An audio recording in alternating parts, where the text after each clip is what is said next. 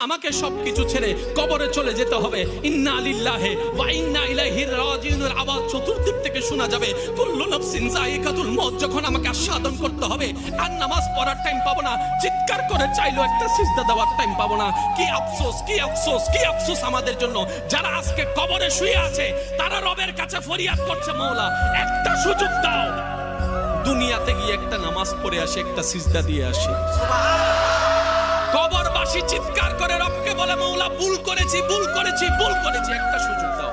আবার দুনিয়ায় যাব, মাওলা হাজার ব্যবসা থাকুক আমি নামাজ ছাড়বো না, হাজার চাকরি থাকুক আমি নামাজ ছাড়বো না। মাওলা একটা সুযোগ দাও, একটা সুযোগ দাও, একটা সুযোগ দাও। মাটির নিচে যারা আছে তারা বলছে, আর মাটির উপর যারা আছে তারা বলছে, ভাই নামাজ তো পড়তে আয়। একজনে বলে যে কিভাবে আসবো, আমার প্যান্ট তো ঠিক নাই, আমার প্যান্টও ঠিক নাই, আমার শরীর তো পাক নাই, আমার কাপড় তো পাক নাই। আরেকজনে বলে আমি যদি নামাজে যাই দোকানটা এখন বন্ধ করে লসের টাকা